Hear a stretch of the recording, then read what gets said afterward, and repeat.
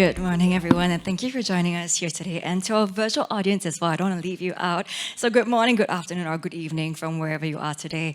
I want to introduce my speakers to come on stage as I introduce them.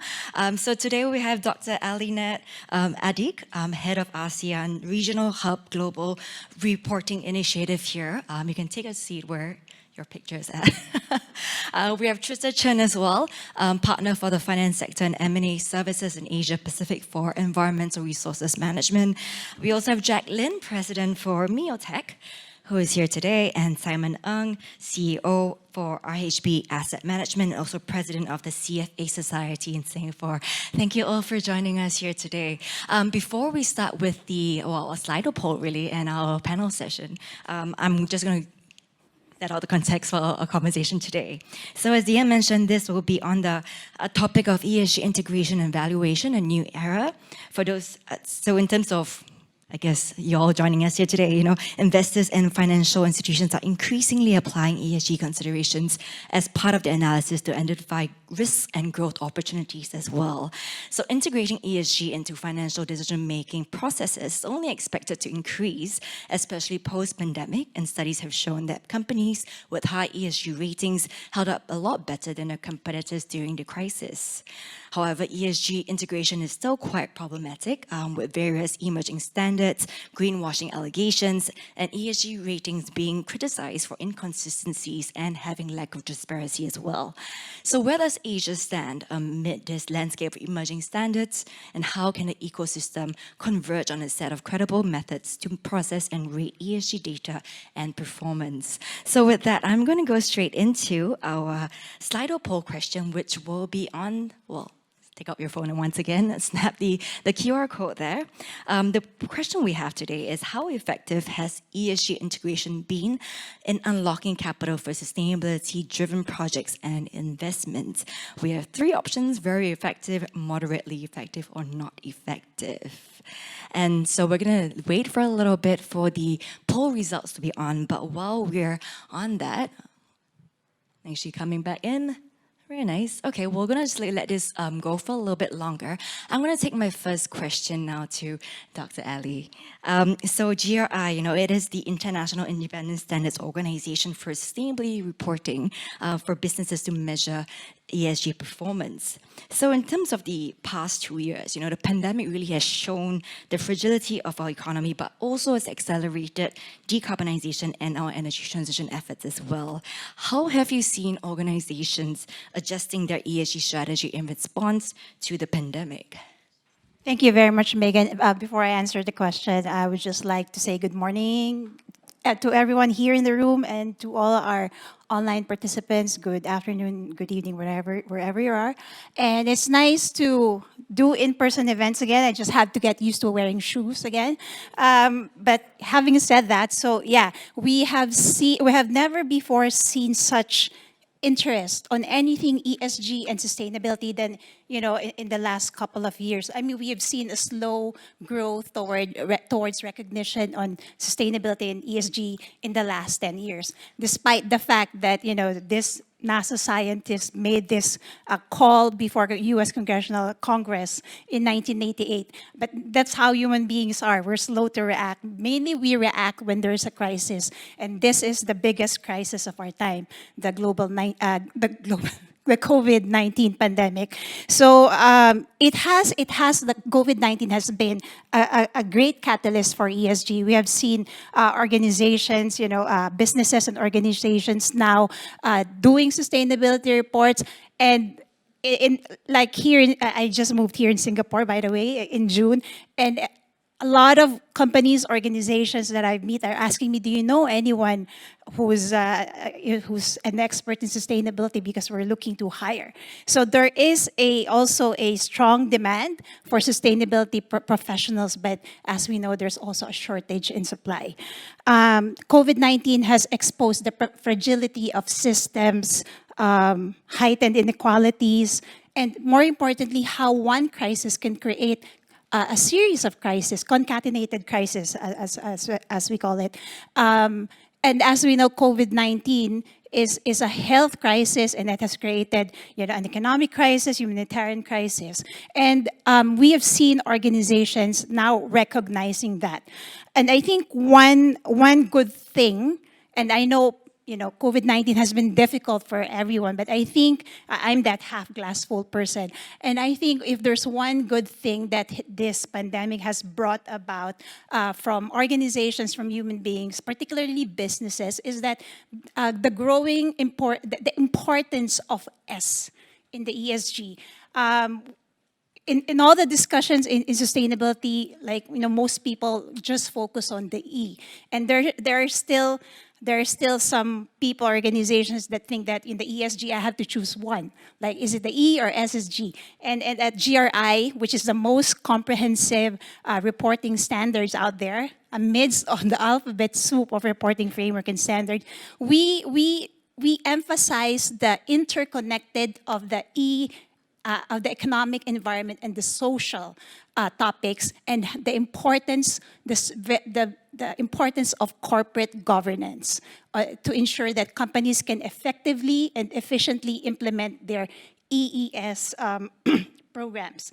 And I just like to emphasize on the S. So actually, S is the low-lying fruit for organizations, because unlike environmental mitigations for companies, E really requires heavy capital expenditure. But S really, you just have to treat your employees well, make sure that the local community where your business operates does not die of pollution from your power plant, right? Or just service your customers fairly, provide them safe products. So yeah, I mean, yeah. So what I'm saying is that that is a good thing that the pandemic has brought, like a growing recognition on ESG. Thank you so much, Dr. Ali. And you just stole my question for the S part for later on, but that's okay. For Trista, I'm going to go to you.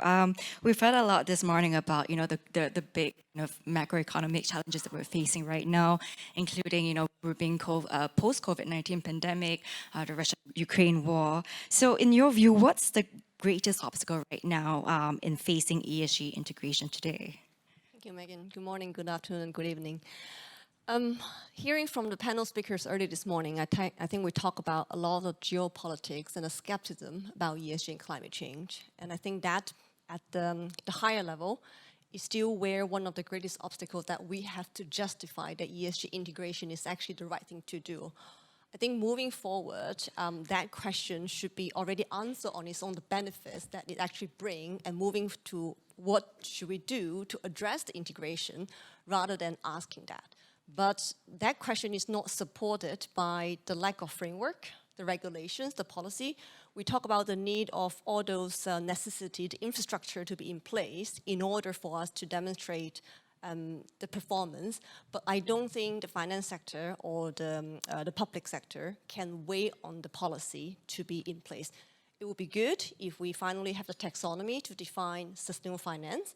It would be good that we finally have the regulation in ASEAN country and Asia Pacific to measure greenhouse gas in a consistent manner so that every single country does not need to justify, right? But I don't think we have the time to wait for that. So that is at the, let's say, operationalize the obstacle that I see.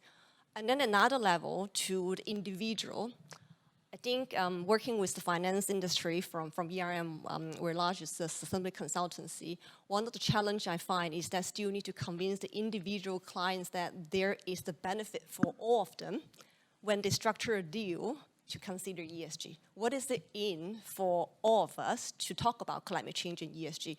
And that needs to be reflected in a KPI of not just a firm level measurement, how they need to, hold up to their investors' expectation on financial performance and responsible investment.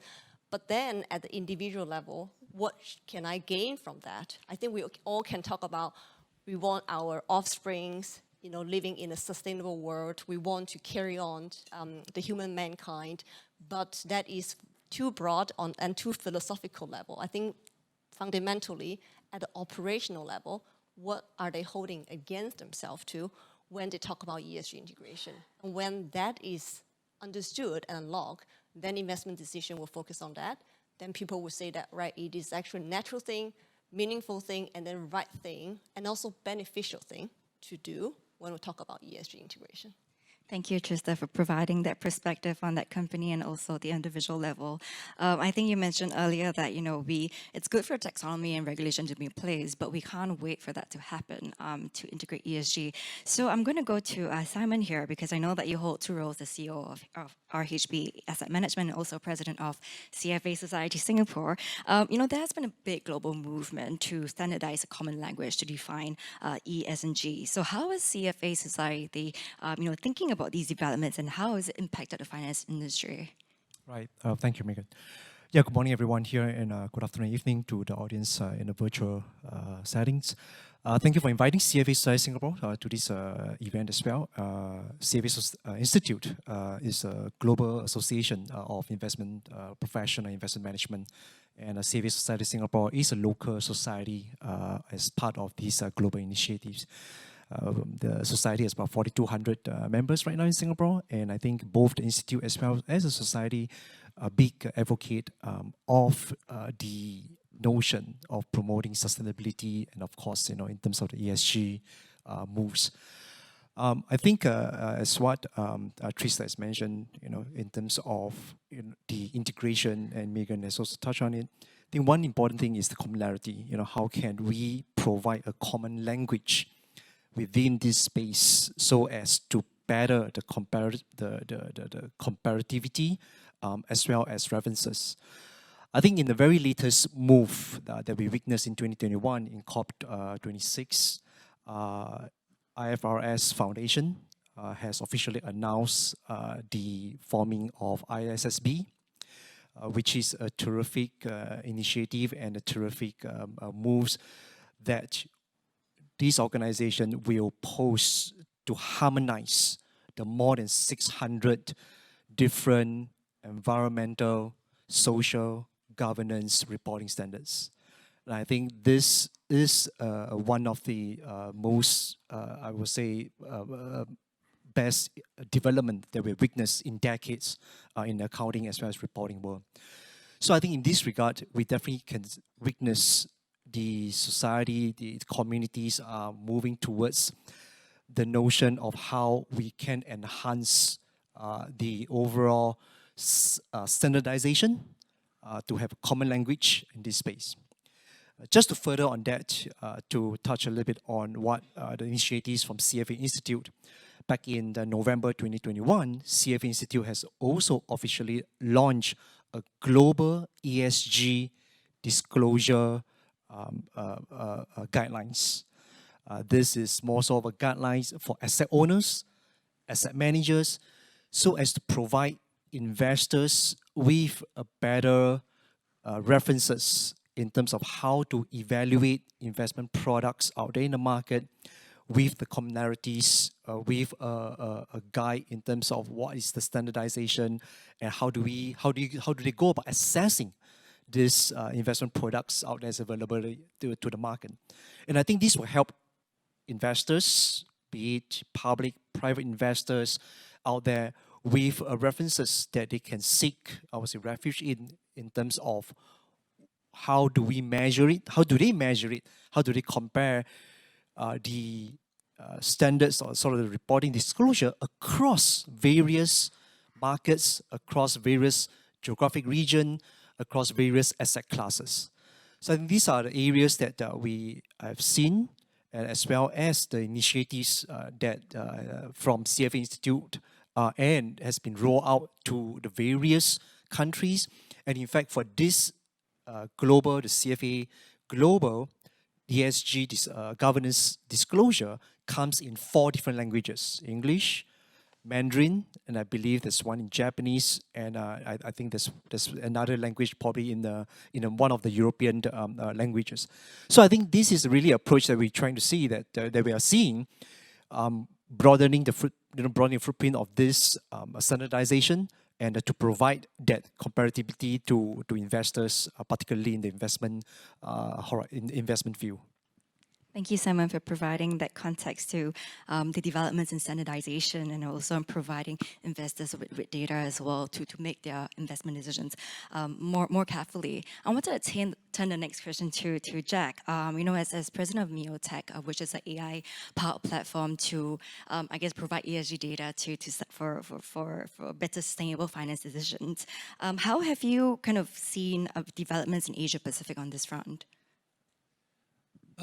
Unsurprisingly, I was one of the 77% that think we've made progress, okay?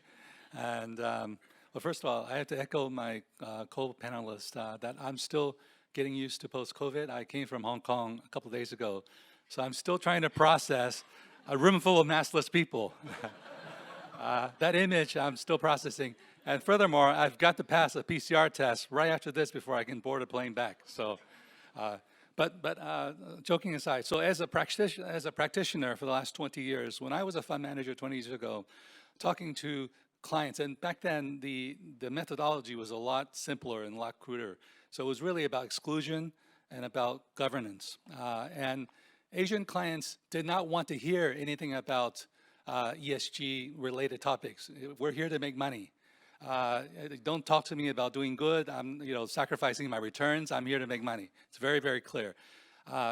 So I agree. I agree with the earlier comment that to the minister's earlier remark that there's a general consensus about the value of ESG. It's not true. And you said S. S is a low hanging fruit, but it's also one of the most contentious because S, ties into your political beliefs. And in U.S. markets, people have different views about whether there is indeed climate change. So the reason I've seen tremendous progress in Asia in terms of acceptance of ESG is that now I think most of the stakeholders understand the relevance of it. So it is about money. So if you explain to Asians it's about money, I think they get it. They get it quickly. How is it about money? We can see now that on the equity side, companies that do well on ESG, that you have a well thought through ESG program, good disclosure, good reports, or you're continually making improvements, there's more demand for your stock. So your stock price will go up. Okay, lower cost of capital. On the debt side, the banks are increasingly factoring these factors into credit decisions. So if you're, and ESG factors can be equated roughly to good governance and good management. So if it's lower risk to the lender, you're likely to get better terms. So once they understand that, I was implementing ESG ratings by a global agency, my previous employer, in China in 2017. So the first time that we rated Chinese companies, they had no idea what is this ESG business and who are you to come and grade us. We understand on the debt side, we got Moody's, Fitch, and those guys, when we need to issue debt, we have to go to them. But what is this business about ESG rating? The Chinese securities regulator asked us to do a workshop for Chinese corporates to explain to them what this is all about. And they got it immediately. The second year, the engagement level went up, and they started to care about this. So the good news is I see this trend continuing to grow because the relevance has been established. And I think in Asia, people are generally pragmatic and data-based. So you show me the numbers, and they can accept it. So luckily, and I've publicly said to the chagrin of my North American colleagues, Europe, I think Europe gets it, and Europe is way in advance of all the other regions. I think there's a lot of contention in North America, and I think Asia could actually overtake North America at some point. So it's a little controversial to say that, but I do believe that. Okay. So some data. According to a Accenture study, RMs in Asia say 90% of their clients are open to investing in ESG products. Okay.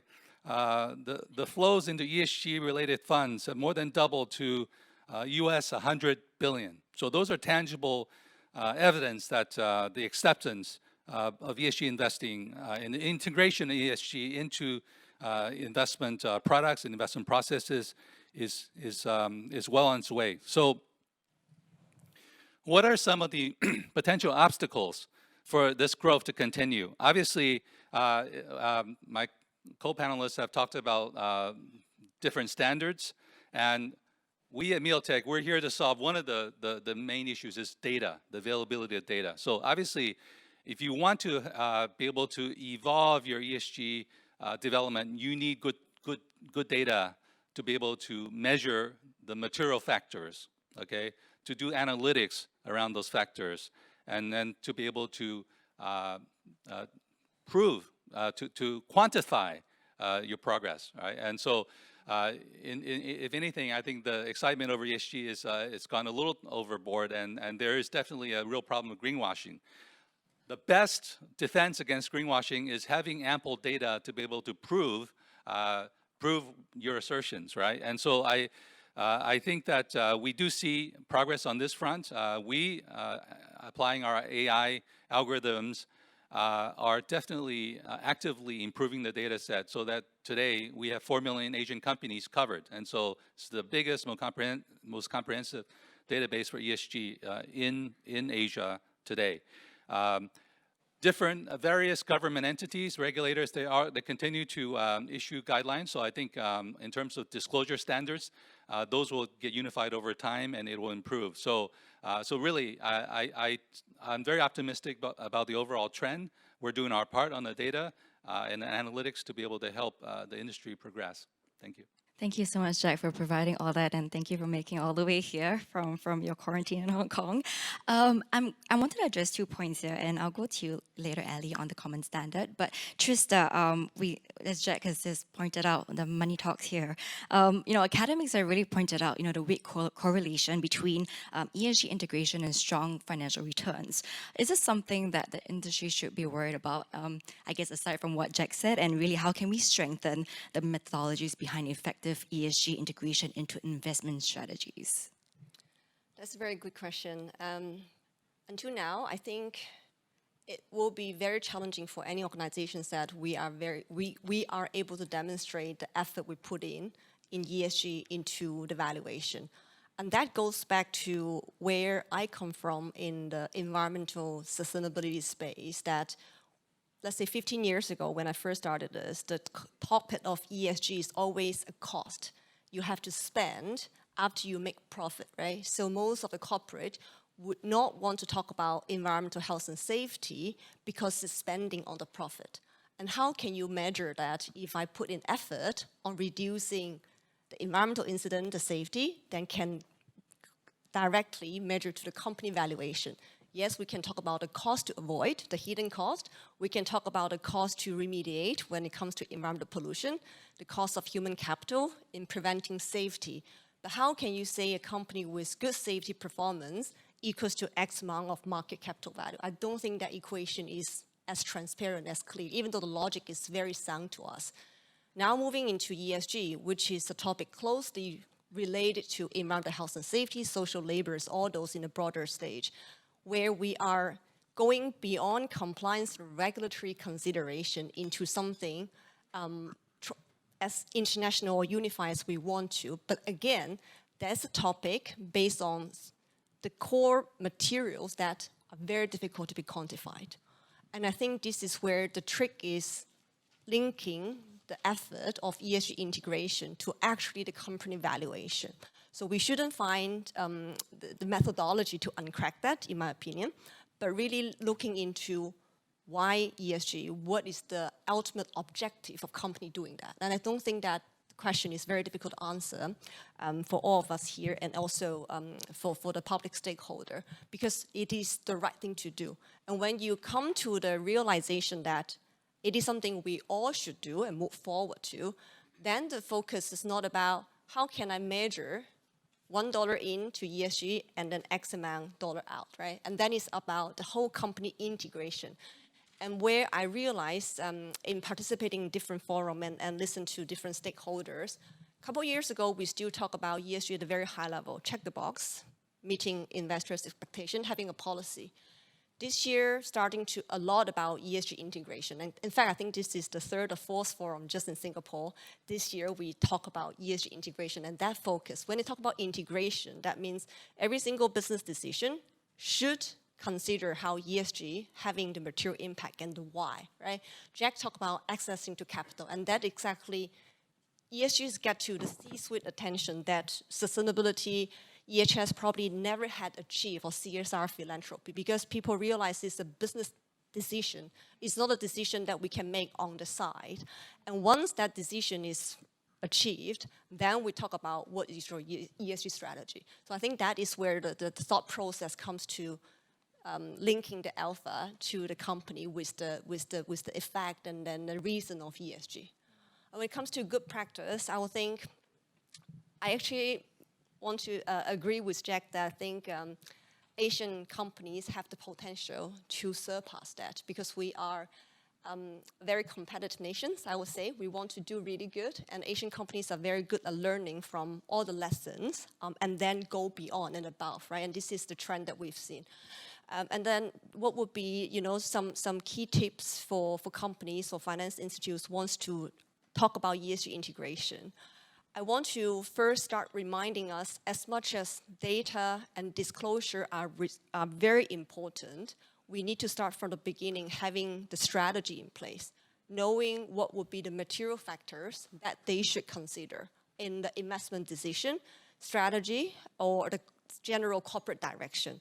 Without that, it will be very difficult to put the effort in the right place and then demonstrate the right result. So we have to start from having this framework strategy that is relevant. Which investment decision, what direction are you looking into? Yesterday we had the impact forum discussions, right? There was different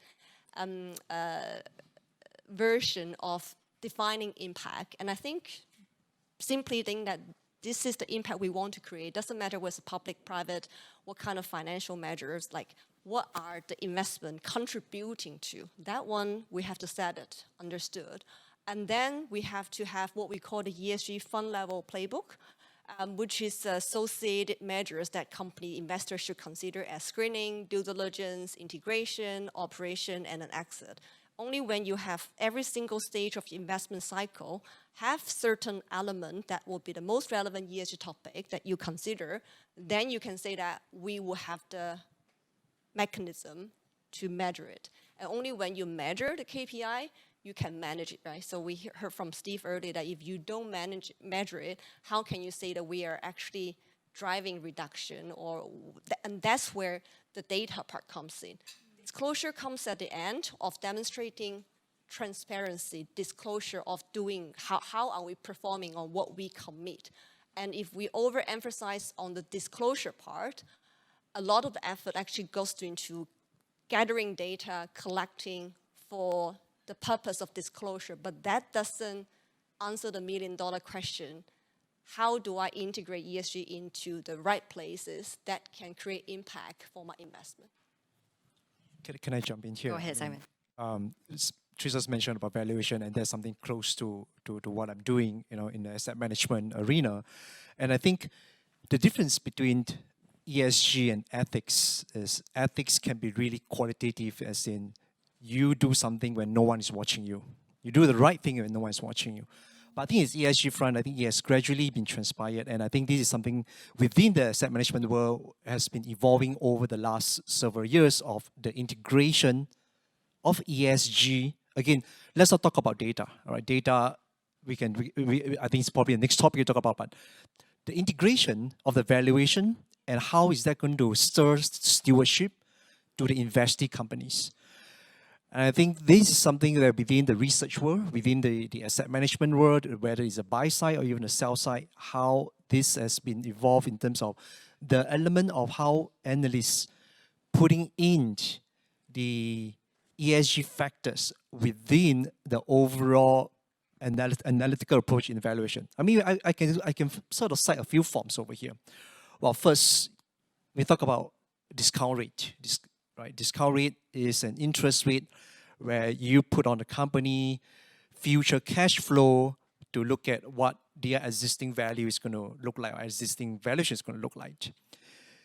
The higher the risk, the higher discount rate, the lower the current perceived value. The lower discount rate, lower the risk, lower discount rate, the higher perceived value of the company today.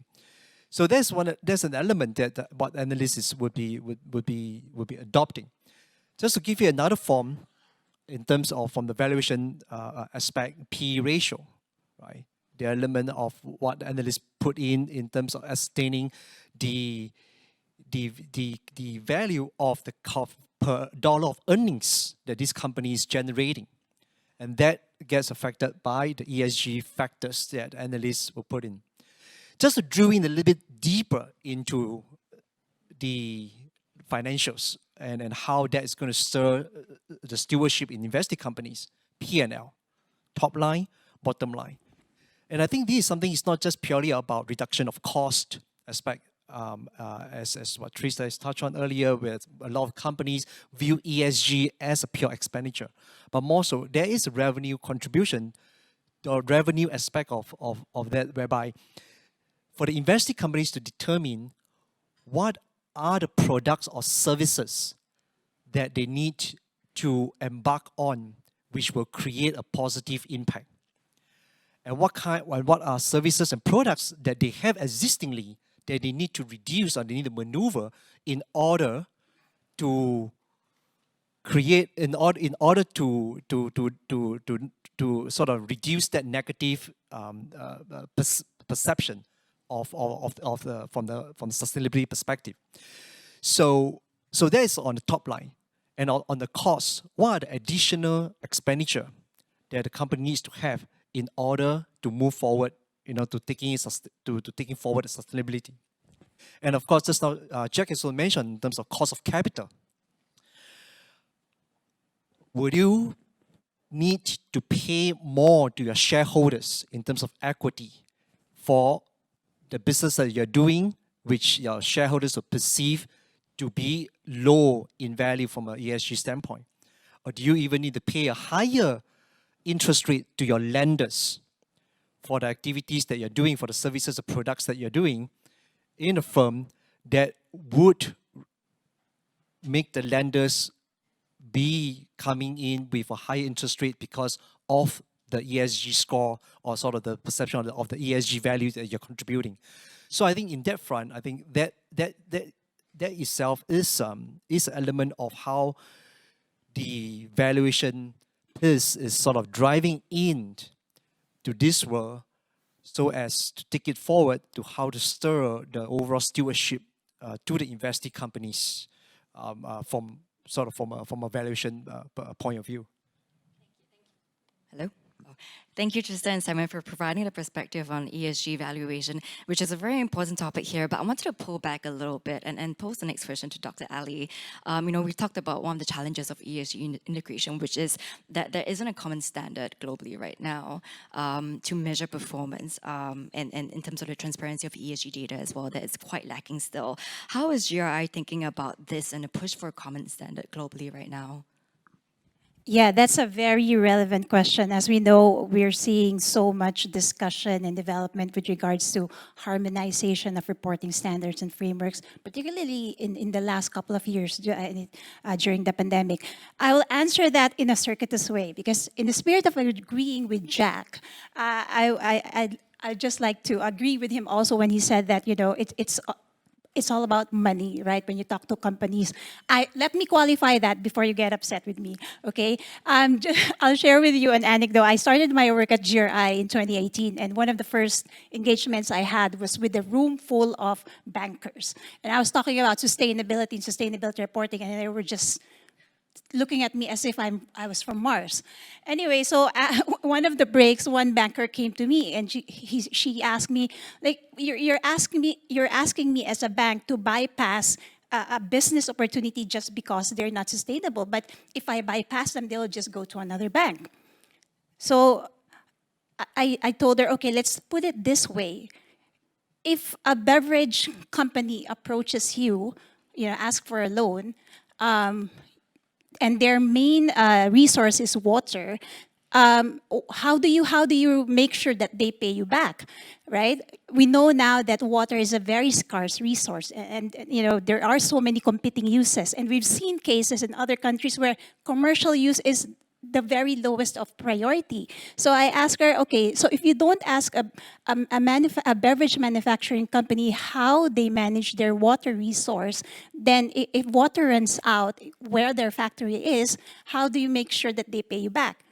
And she said, yeah, that does make sense. Okay, so I agree with Jack. You really just have to speak the language. And speaking of that, going back, see, I have a point here. Going back to harmonization, that's why at GRI, and I hope most, if not all of you, have heard of this collaboration of GRI and ISSB. So in that collaboration, we're pushing for double materiality perspective.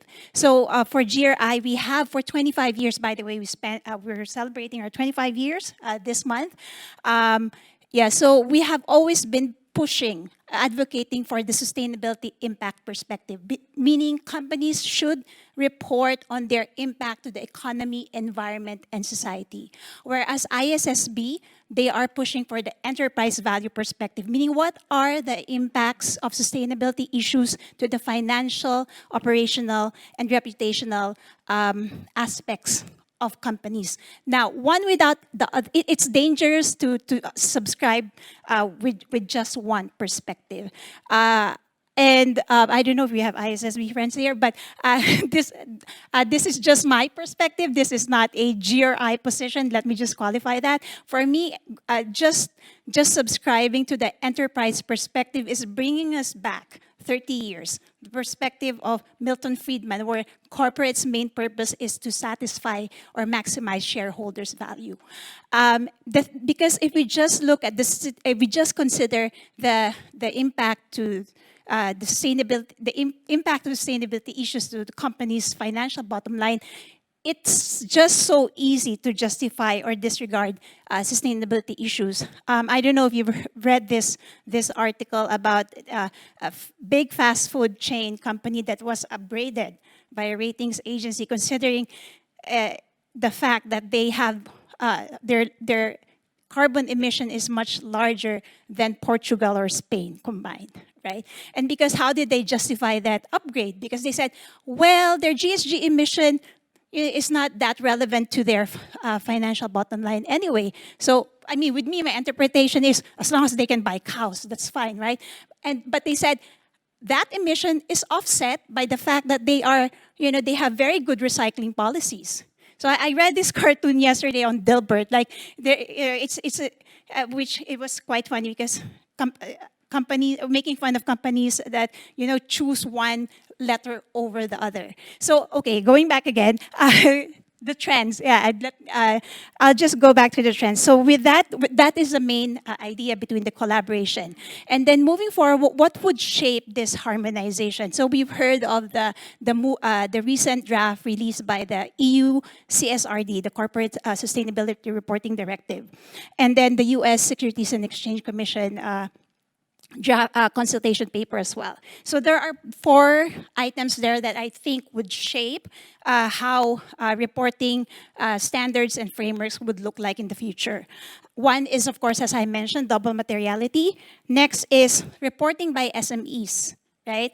We know in most economies they contribute like 80 to 90% of the GDP. While they're small individually, they're large collectively. So the EU CSRD particularly are requiring large companies who have to report on the activities, on the carbon emissions of their supply chain, SMEs, and even the US SEC also will mandate reporting of Scope 3.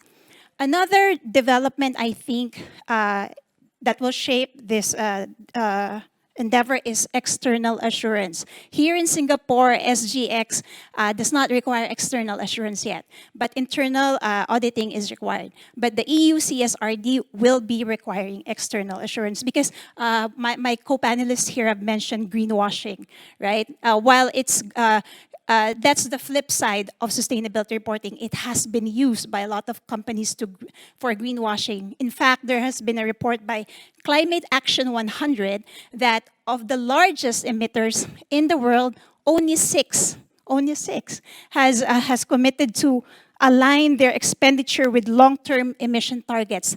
and none of them have committed to align their expenditure to 1.5. And last one, sorry. The last development would be digitalization. It was also mentioned earlier, the challenge of ESG integration and reporting is big data.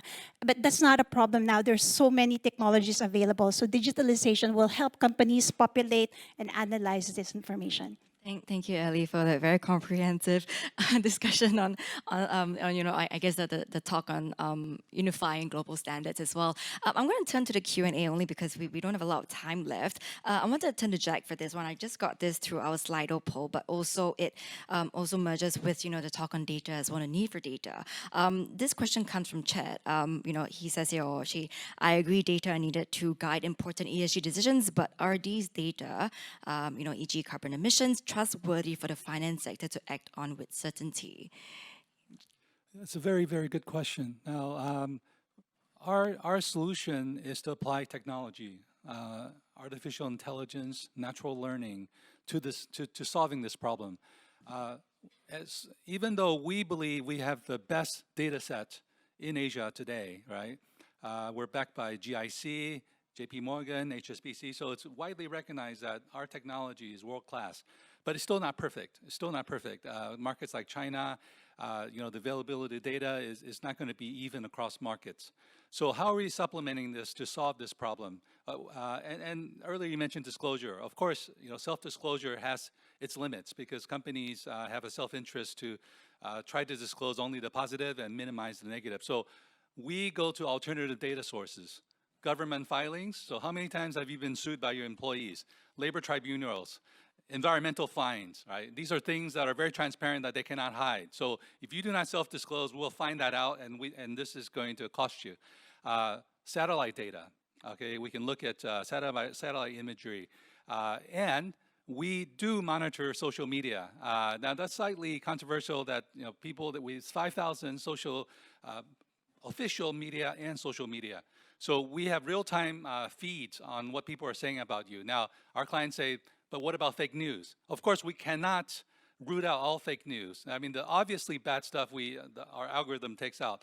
But even if there's a stream of news about you that is negative and is impacting your share price, I think the subscribers of our data should at least know about it. And you can ask further questions of the company and try to get to the bottom of it.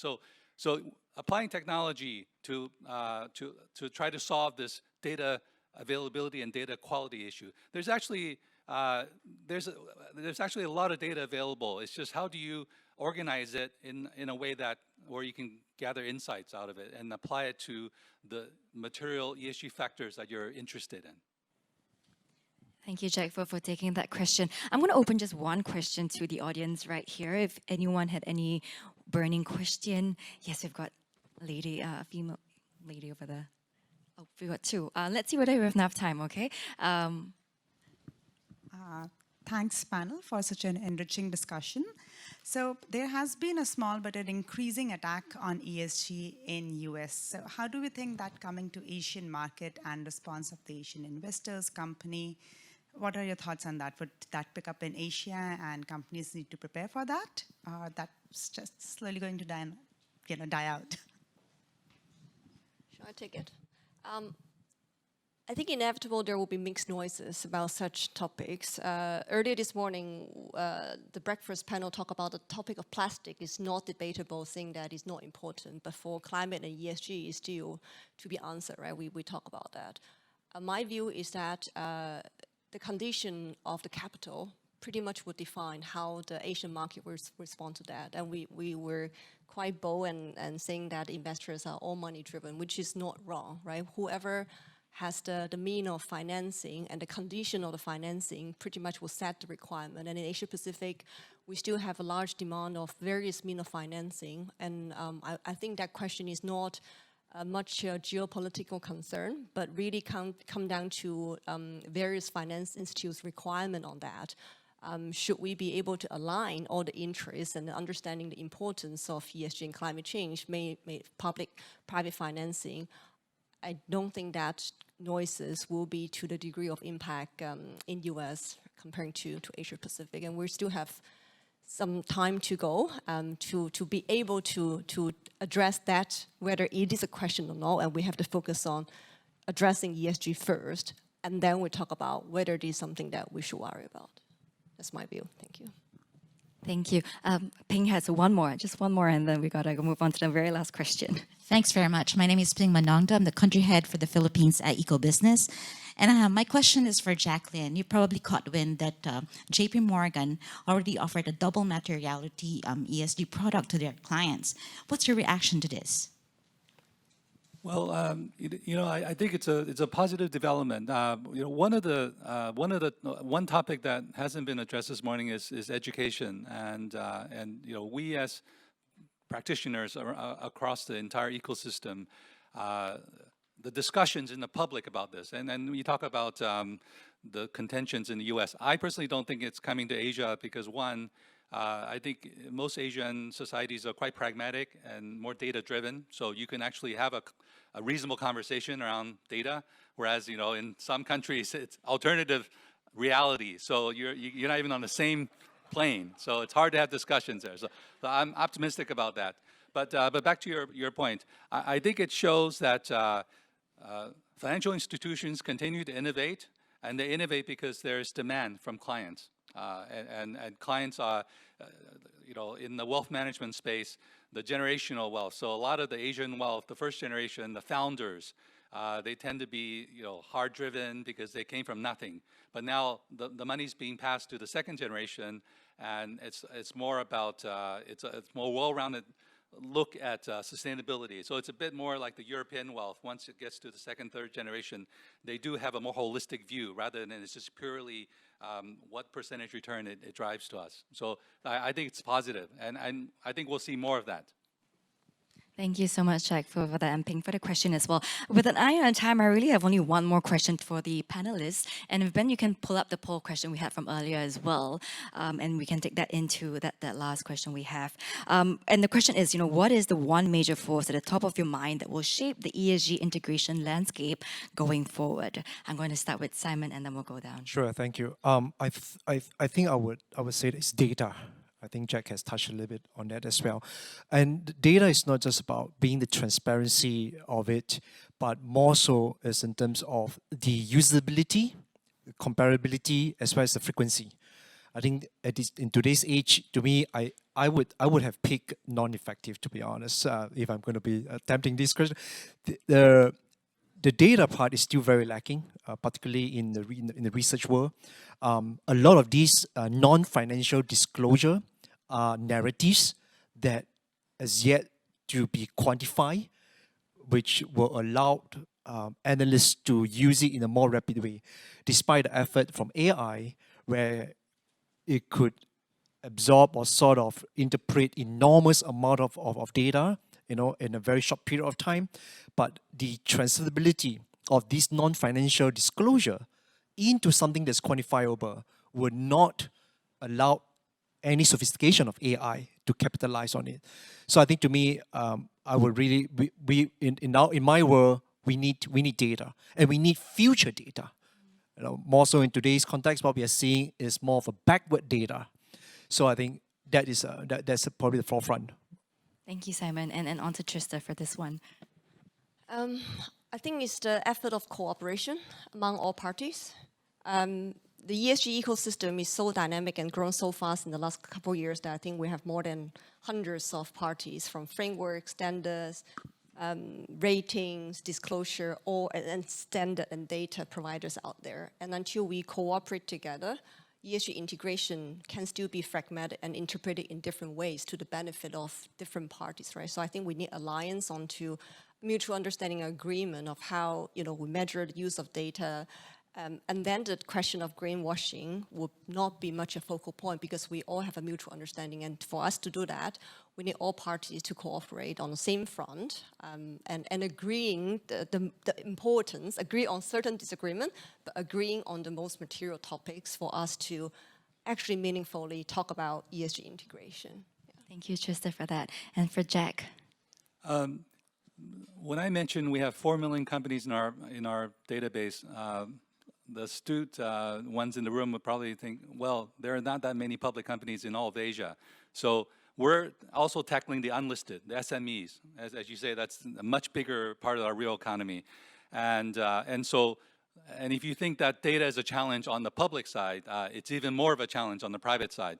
Now, we're approaching the whole supply chain, and again, explain it in a way that the Asian corporates understand. This is not being altruistic. This is just good common business practice, right?